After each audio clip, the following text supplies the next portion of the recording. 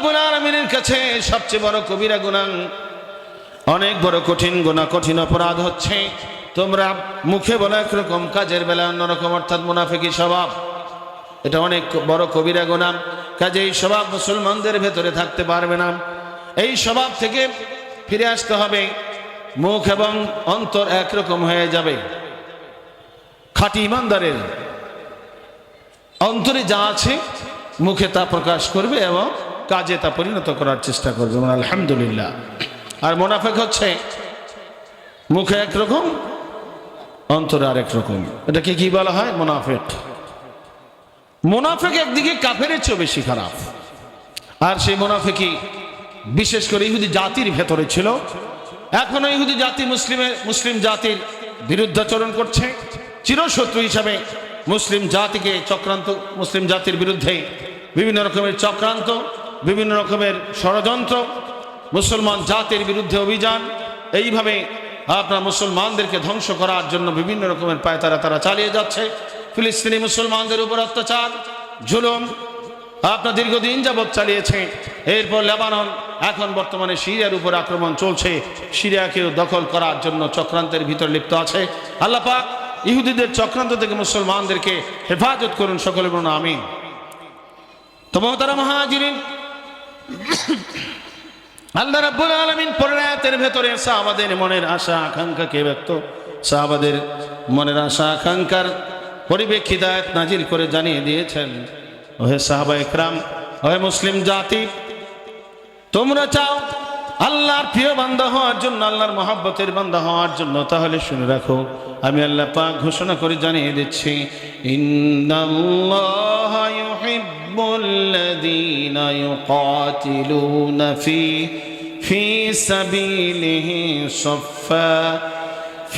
সাবিলিহি সাফফান কাআন্নাহুম বুনয়ানুম মারসুস। সুবহানাল্লাহু আকবার।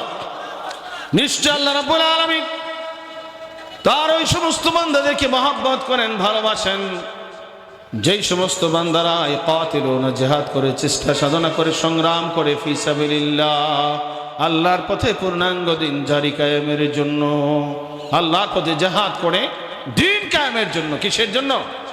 দিন কায়েমের জন্য, পূর্ণাঙ্গ দিন কায়েমের জন্য যারা জিহাদ করে, চেষ্টা সাধনা সংগ্রাম করে, সাফফান, সারিবদ্ধভাবে, কান্নাহুম বুনিয়ানুম মারসুস, তাদের দৃষ্টান্ত হচ্ছে তারা যেন তারা সীসা দ্বারা গলানো দালানের প্রাচীর। আল্লাহু আকবার।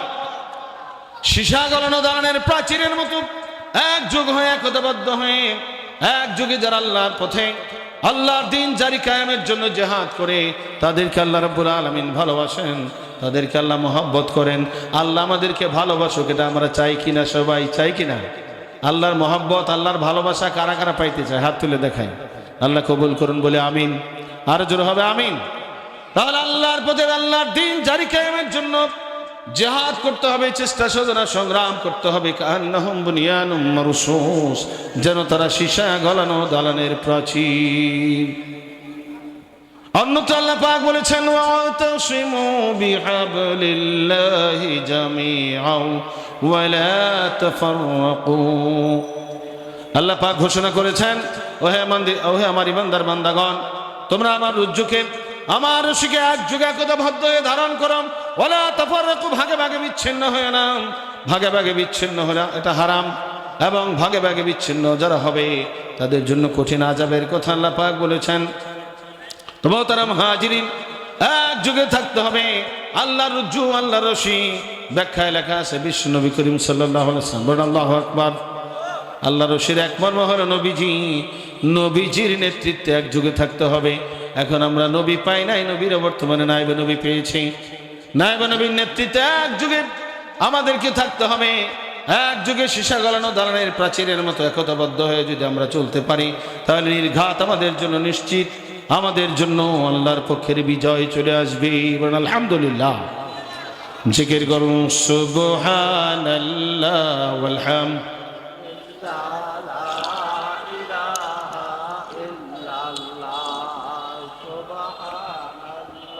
والحمد لله لا লা ইলাহা মুহাম্মাদুর রাসূলুল্লাহ সাল্লাল্লাহু আলাইহি ওয়াসাল্লাম। তাহলে সীসা গলানো দালানের প্রাচীরের মতো একযোগে আমরা থাকতে চাই, চাই কিনা সবাই? একতাবদ্ধ হওয়ার জন্য হাদির নেতৃত্বে কারা কারা আমরা চেষ্টা করব? হাত তুলে দেখে আল্লাহ কবুল করুন বলে আমিন। এরপরে আয়াত আল্লাহ পাক বলছেন, وَإِذْ قَالَ مُوسَى لِقَوْمِهِ يَا قَوْمِ لِمَ تُؤْذُونَنِي وَقَدْ تَعْلَمُونَ أَنِّي رَسُولُ اللَّهِ إِلَيْكُمْ فَلَمَّا زَاغُوا أَزَاغَ اللَّهُ قُلُوبَهُمْ وَاللَّهُ لَا يَهْدِي الْقَوْمَ الْفَاسِقِينَ। আল্লাহ পাক বর্ণনার স্মরণ করো সেই সময়ের ঘটনা যখন হযরত মূসা আলাইহিস সালাতু ওয়াস সালাম তার কওমকে বলেছিলেন, হে আমার কওম, কেন তোমরা আমাকে কষ্ট দাও, অথচ তোমরা তো জানো আমি আল্লাহর পয়গম্বর, নিশ্চয় আমি আল্লাহর পক্ষ থেকে তোমাদের কাছে পয়গম্বর হিসেবে প্রেরিত হয়েছি।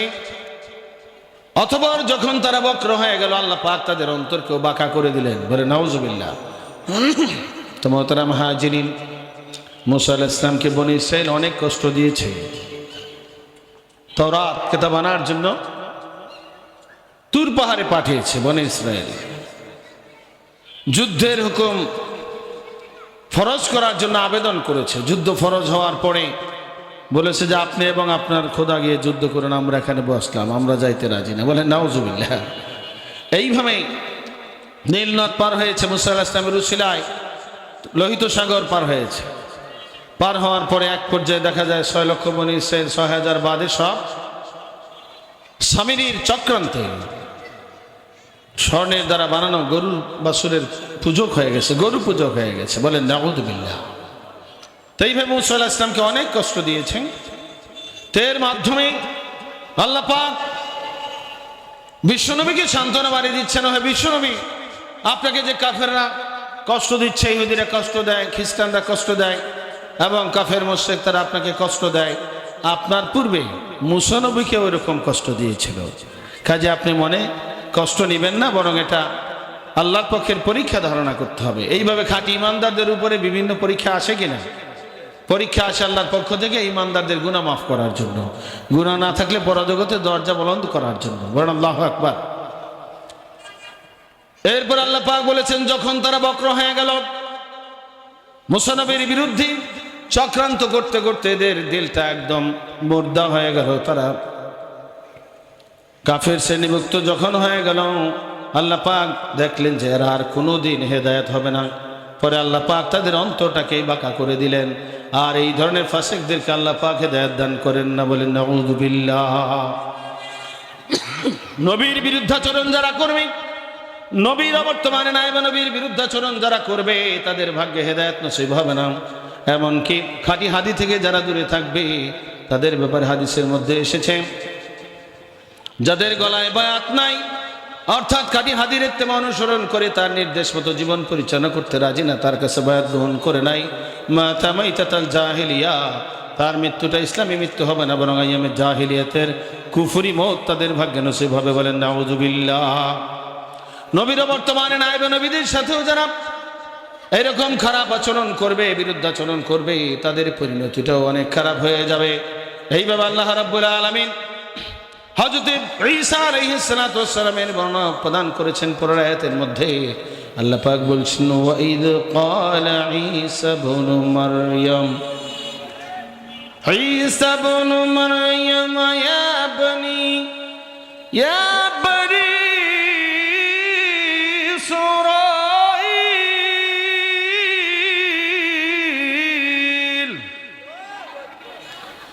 يا بني إسرائيل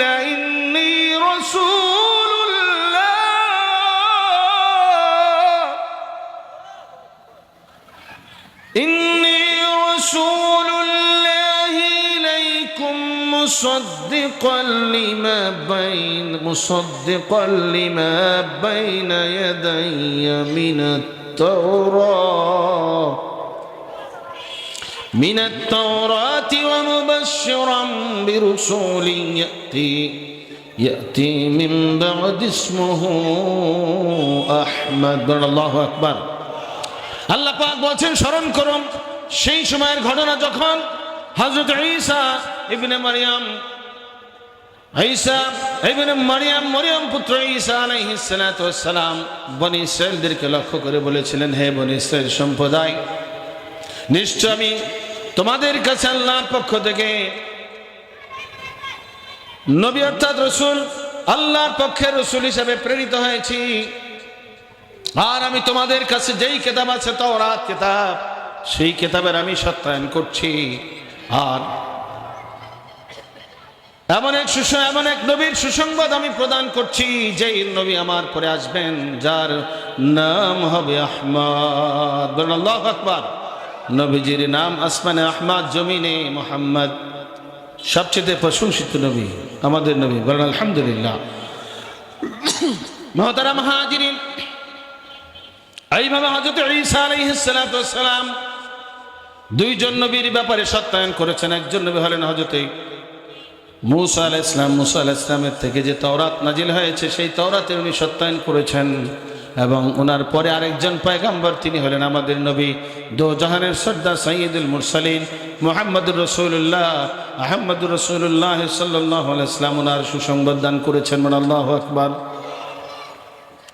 এরপরে দেখা যায় ইহুদিরা যারা ছিল হযরত ঈসা আলাইহিস সালাতু ওয়াস সালামের সাথে বেয়াদবি করেছে, ওনার সাথে চক্রান্ত করেছে, ওনার বিরুদ্ধাচরণ করেছে। এরপরে যখন হযরত ঈসা আলাইহিস সালাতু ওয়াস সালাম স্পষ্ট নিদর্শন নিয়ে ফালাম্মা জাআহুম বিল বায়িনাতি ক্বালু হাযা সিহরুম মুবিন, স্পষ্ট নিদর্শন সহকারে অর্থাৎ আল্লাহর পক্ষ থেকে মুজিজা সহ যখন উনি অবতরণ করলেন, মুজিজা দেখাইলেন, মুজিজা দেখানোর পরে এই ইহুদি এবং ইহুদিদের ভিতরে যারা চক্রান্তকারী ছিল, ইহুদি আলেম সম্প্রদায়, তারা বলেছে ক্বালু হাযা সিহরুম মুবিন। বলে নাউযুবিল্লাহ। তারা বলেছে এটা মুজিজা না, এটা স্পষ্ট জাদু। এইভাবে হযরত ঈসা আলাইহিস সালাতু ওয়াস সালাম যতই দাওয়াত দিয়েছেন, ওনার দাওয়াত দুনিয়ার মানুষ কবুল করে নাই, বরং ওনাকে জাদুকর বলে ইহুদিরা চক্রান্ত করেছে। ইহুদিদের চক্রান্তে পতিত হয়ে লক্ষ লক্ষ মানুষ, লক্ষ বনী ইসরাঈল হযরত ঈসা আলাইহিস সালাতু ওয়াস সালামের বিরুদ্ধাচরণ করেছে। সারা জীবনে হযরত ঈসা আলাইহিস সালাম মাত্র পাইছিলেন 12 জন। কয়জন পাইছিলেন?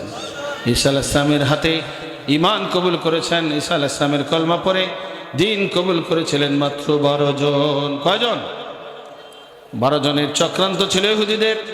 ইহুদিরা সব সময় খাঁটি মুসলমানদের বিরুদ্ধাচরণ করেছে, চক্রান্ত করেছে। মুহতারাম হাজিরিন, এর মাধ্যমে আল্লাহ পাক বিশ্বনবীকে সান্ত্বনা দিয়েছেন, হে বিশ্বনবী, আপনাকে আরবের কুফার কুরাইশ তারা কষ্ট দেয়। আপনার পূর্বে যে পয়গম্বর ছিলেন হযরত ঈসা আলাইহিস সালাম, ওনাকেও কষ্ট দিয়েছে। এর পূর্বে হযরত মুসা আলাইহিস সালাম এবং আরো অনেক পয়গম্বর আমার পক্ষের ওনারা ছিলেন, ওনাদেরকেও সেই দুনিয়ার মানুষগুলো কষ্ট দিয়েছে, ওনাদের বিরুদ্ধে চক্রান্ত করেছে। কাজেই আপনি মনে কষ্ট পাবেন না, বরং আল্লাহর পক্ষের এগুলো পরীক্ষা ধারণা করে আপনি ধৈর্যের উপরে থাকতে হবে। আল্লাহু আকবার। তো মুহতারাম হাজিরিন, এরপর আল্লাহ রাব্বুল আলামিন জালেম সম্প্রদায়ের কথা বলেছেন, ওয়ামান আযলামু মিম্মান ইফতারা আলাল্লাহিল কাযিবা ওয়া হুয়া ইউদআ ইলাল ইসলাম ওয়াল্লাহু লা ইয়াহদিল কওমায যালিমিন। আল্লাহ পাক বলছেন, ওই ব্যক্তির চাইতে বড় জালেম আর কে আছে, যে ব্যক্তি আল্লাহর উপরে মিথ্যা আরোপ করে, আল্লাহর ব্যাপারে মিথ্যা আরোপ করে, অথচ তাহাকে দ্বীনের জন্য, ইসলামের জন্য দাওয়াত করা হয়েছে, আহ্বান করা হয়েছে।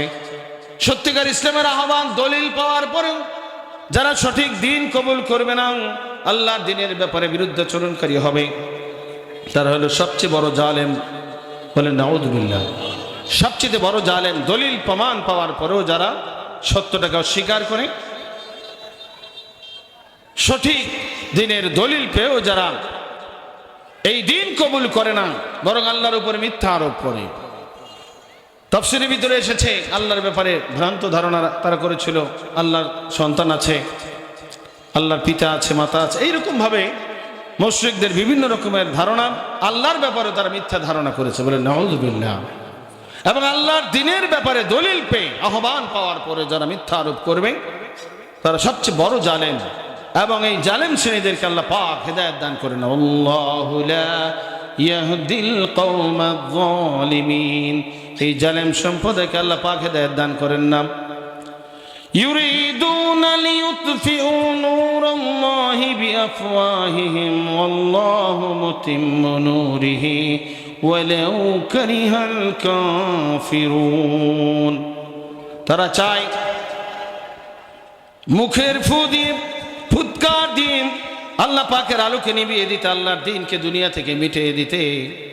তাদের মুখের ফুৎকারের সাহায্যে আল্লাহর দ্বীনকে দুনিয়া থেকে মিটিয়ে দিতে চায়। আর আল্লাহ রাব্বুল আলামিন চান আল্লাহ পাকের দ্বীনের আলোকে এই পৃথিবীর বুকে তিনি পরিপূর্ণ করে দিতে চান, বলে সুবহানাল্লাহ। আল্লাহ যদি আল্লাহর দ্বীনকে পৃথিবীর বুকে প্রতিষ্ঠিত করতে চান তাহলে দুনিয়ার কোনো শক্তি নাই সেই দ্বীনকে দমায় রাখার জন্য, দমায় রাখার কোনো ক্ষমতা নাই। ওয়ালাউ কারিহাল কাফিরুন, যদিও এটা কাফেররা অপছন্দ করে, কাফেররা চায় না আল্লাহর দ্বীনের আলো জ্বলুক, চায়। তো মুহতারাম মুহাজিরিন, আল্লাহ রাব্বুল আলামিনের পরিপূর্ণ দ্বীনের আলোকে সারা পৃথিবীব্যাপী আমাদের ছড়িয়ে দিতে হবে। এই জন্য জান মাল দিয়ে চেষ্টা সাধনা করতে হবে, সংগ্রাম করতে হবে। যদিও এটা কাফেরদের মনের উল্টা হয়, এই কাজটা আমাদের করতে হবে দ্বীনের জন্য। সংগ্রাম জিহাদ করতে সদা সর্বদা প্রস্তুত থাকতে হবে। এরপরে আল্লাহ পাক বলছেন হুয়াল্লাযী আরসালা রাসূলাহু বিল হুদা ওয়া দীনিল হক, তিনি ওই মহান সত্তা যিনি তার রাসূলকে পাঠিয়েছেন হেদায়েত এবং দ্বীনে হক সহকারে, সত্যিকার হেদায়েত দিয়ে পাঠিয়েছেন আল্লাহ পাক। এবং দ্বীনে হক হচ্ছে সত্যিকার পূর্ণাঙ্গ দ্বীন। বড় আলহামদুলিল্লাহ, দ্বীনে হক সহকারে আল্লাহ রাব্বুল আলামিন পৃথিবীর বুকে পাঠিয়েছেন লিইয়ুযহিরাহু আলাদ-দীনি কুল্লিহি ওয়ালাউ কারিহাল মুশরিকুন, সমস্ত ধর্মের উপরে আল্লাহর এই দ্বীনের পরিপূর্ণ দ্বীনের আলোকে যেন সারা পৃথিবীতে প্রচার করা যায়, প্রসার করা যায়। এই ব্যাপারে আল্লাহ রাব্বুল আলামিন দ্বীনে হক সহকারে এবং সত্যিকার হেদায়েত সহকারে আমার নবী, আপনার নবী, দো জাহানের সর্দার সাইয়্যিদুল মুরসালিন মুহাম্মদুর রাসূলুল্লাহ সাল্লাল্লাহু আলাইহি ওয়াসাল্লামকে এই পৃথিবীর বুকে পাঠিয়েছেন। বলেন আলহামদুলিল্লাহ। যেই দ্বীন নিয়ে এসেছিলেন সেই দ্বীন গোড়ার দিকে 3 ভাগ মাসআলা, কয় ভাগ? আকায়েদ, তাসawwুফ, ফিকহ, এরপরে 4 ভাগ আমলি মাসলা, পর্যায়ক্রমে 40 উসুলের সমষ্টি পূর্ণাঙ্গ দ্বীন। এই দ্বীনে হক সহকারে এসেছেন। দ্বীন কবুল করতে হবে আপনাকে আমাকে। যদিও কাফের মুশরিক যারা রয়েছে, যারা মুশরিক আছেন, তারা চায় না যে দ্বীন সারা পৃথিবীতে উদ্ভাসিত হোক, দ্বীনের আলো ছড়িয়ে পড়ুক, সারা বিশ্বের মানুষ এই আল্লাহর সঠিক পরিপূর্ণ দ্বীন কবুল করুক। এটা কোনো মুশরিক কখনো চায় না।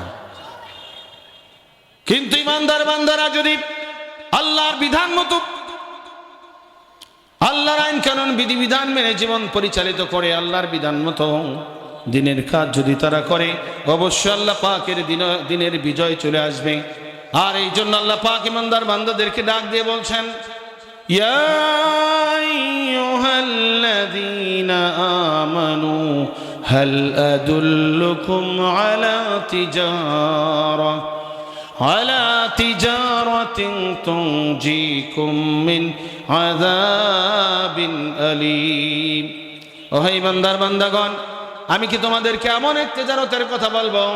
তেজারতের মর্ম হলো মহান কাজ, যেই মহান কাজ তোমাদেরকে কঠিন যন্ত্রণাদায়ক আযাবের থেকে মুক্তি দান করবে, দোজখের ভীষণ আগুন থেকে তোমাদেরকে বাঁচাবে। এবং পরের আয়াতগুলোর মর্ম হচ্ছে এই দুনিয়ার বুকে আল্লাহর পক্ষ থেকে সাহায্য আসবে, আল্লাহর পক্ষ থেকে বিজয় চলে আসবে তোমাদের জন্য। সেই মহান কাজটা কি? এই ব্যাপারে আল্লাহ রাব্বুল আলামিন বলছেন, তুমিনুনা বিল্লাহি ওয়া রাসূলিহি ওয়া তুজাহিদুনা ফি সাবিলিল্লাহি বিআমওয়ালিকুম ওয়া আনফুসিকুম। তোমরা ঈমানে মজবুত থাকবে, আমি আল্লাহর প্রতি এবং আমার রাসূলের প্রতি, আর তোমরা জিহাদ করবে আল্লাহর পথে পূর্ণাঙ্গ দিন জারি কায়েমের জন্য তোমাদের মালের দ্বারা এবং তোমাদের জানের দ্বারা। জান মাল দিয়ে যদি তোমরা আল্লাহর পথে আল্লাহর পূর্ণাঙ্গ দিন জারি কায়েমের জন্য চেষ্টা সাধনা করো, আল্লাহ রাব্বুল আলামিন তাহলে দোজখের ভীষণ আগুন থেকে তোমাদেরকে মুক্তি দিবেন। বলে সুবহানাল্লাহ। দোজখের আগুন থেকে মুক্তি এবং দুনিয়াতেও তোমাদের জন্য শান্তি নাজিল হবে, বিজয় চলে আসবে। এরপর আল্লাহ বলছেন যালিকুম খায়রুল লাকুম ইন কুনতুম তা'লামুন, এর ভিতরে আছে তোমাদের জন্য মঙ্গল যদি তোমরা জ্ঞানী হও, যদি তোমরা বুদ্ধিমান হও। বলেন আল্লাহু আকবার। জান মাল আল্লাহর দ্বীনের জন্য কোরবান করলে আমরা লাভবান কিনা? জান মাল দিয়ে যদি আল্লাহর দ্বীনের জন্য আমরা চেষ্টা সাধনা করি, এটাই হবে আপনার আমার জন্য কল্যাণ। কথা কার? আরো জোরে হবে কথা কার? তুজাহিদুনা ফি সাবিলিল্লাহ, আল্লাহর পথে জিহাদ করতে হবে। বিআমওয়ালিকুম ওয়া আনফুসিকুম, তোমাদের জানের দ্বারা তোমাদের মালের দ্বারা। তো মালি বন্দেগী যেটা আমরা করি এটা হচ্ছে মালি জিহাদ। আর সরাসরি মাহফিলে আমরা হাজির হয়েছি এইভাবে দিনের জন্য চেষ্টা সাধনা সংগ্রাম জানের দ্বারা করতে হবে, মালের দ্বারা করতে হবে। এই জান মাল দিয়ে যদি আমরা আল্লাহর বিধান মতো জীবন পরিচালনা করি, আল্লাহ পাক বলেন ইয়াগফির লাকুম যুনুবাকুম, তোমাদের গুনাহ রাশি আল্লাহ মাফ করে দিবেন। বলেন আল্লাহু আকবার।